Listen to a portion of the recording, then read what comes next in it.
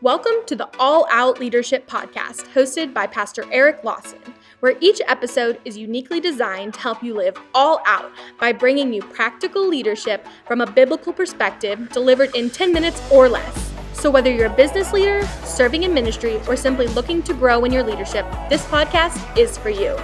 Before we dive into this week's topic, make sure to subscribe to the podcast and download the show notes at ericlawson.com/podcast. And while you're at it, feel free to share the content on social media.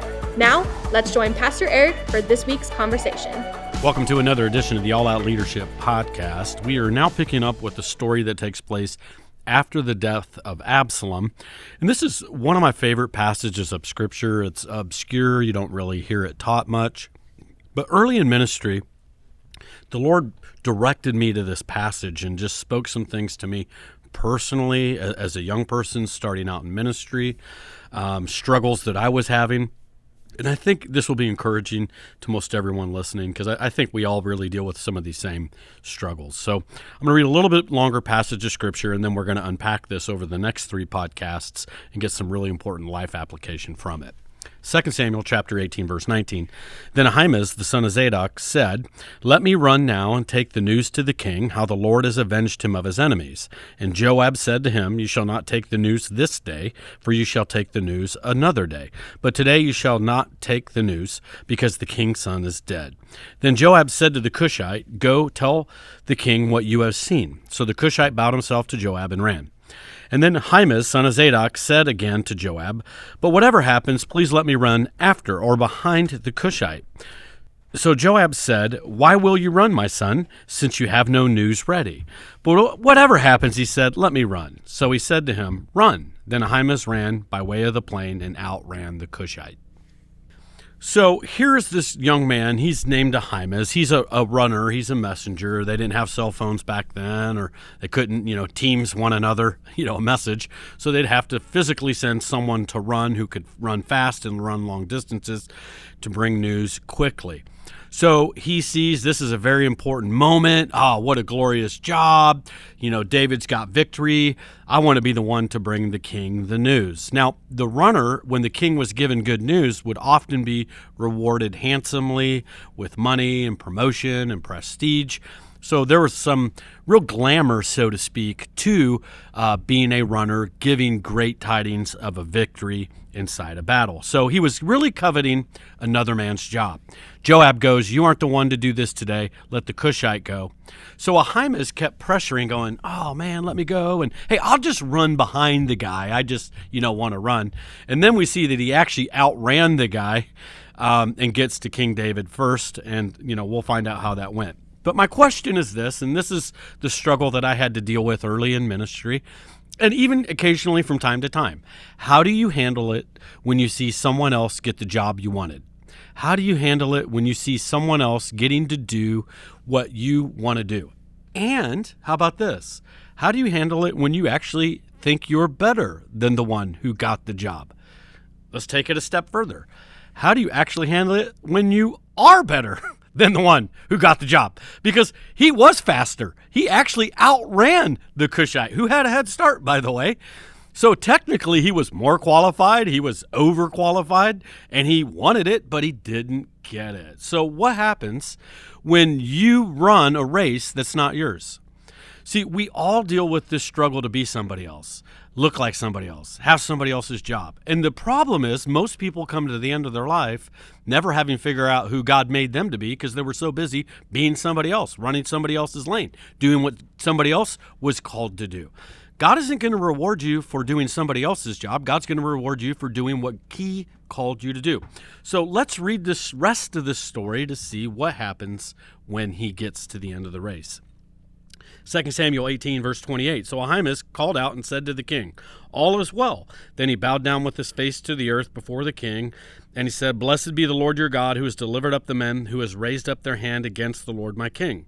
Then the king said, "Is the young man Absalom safe?"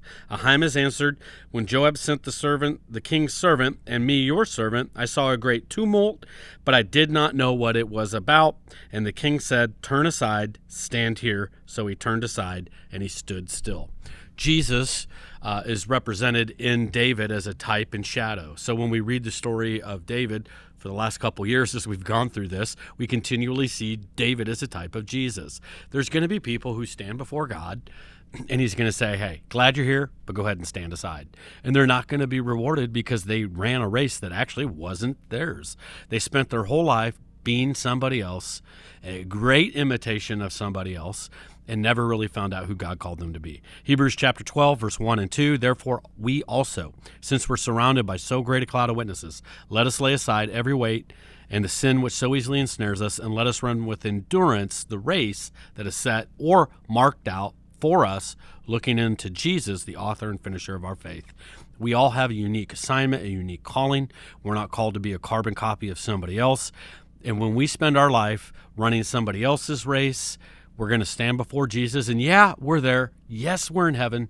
But we're going to be standing on the sidelines while we see others getting the rewards because we never ran the race Jesus has called us to be. And you know what? Your race might not be as exciting as somebody else's. You might not like the scenery in the route that God has for your life. It doesn't matter. Be faithful with what he's given you, and you'll hear him say, well done, good and faithful servant. When I started in ministry, the pressure was to preach like the big preacher that everybody was following at that time. And I would literally sit even in our communications class where we all had to get up, and a couple times a year we had to have a 10-minute sermon and we had to preach. And I would watch other up and coming leaders, they would preach, and you could see who their favorite preacher was because they looked like them. They carried themselves. They would use the same hand movements and the same gestures. And I'm like, dude, be you, man. And I just early on said, I'm not going to be like anybody else. I had a mentor in my life who, if I said his name, you'd know him. He's pastors one of the biggest churches in America. And he taught me this. He said, when I started in ministry and I was starting in our church, I took 1 year and I didn't listen to anybody else preach. And he said, because I needed to hear my own voice. Because when he would preach, he heard other pastors. He heard other voices in his head, and he was trying to find his own voice, who God called him to be. And so he took a year off listening to other preachers. Now, it didn't mean he didn't study and grow himself as a communicator, but he wasn't listening to other people to study how they preached because their voices got in his head. And at the end of that, he found his voice. And again, he's a very powerful leader and communicator today because he found out who God called him to be. So find your lane and run it well. We're going to learn a couple more great lessons from the story of Ahimaaz next week. Thank you for joining us on the All Out Leadership Podcast. We hope you gained new biblical insight that challenged you to grow in your leadership. If you've enjoyed this week's episode, we would love your help in getting the content out farther. You can help by subscribing to the podcast at ericlawson.com/podcast and telling others about it. Next week, Pastor Eric will be back with another episode. So until then, we hope you have a great week being an all-out leader.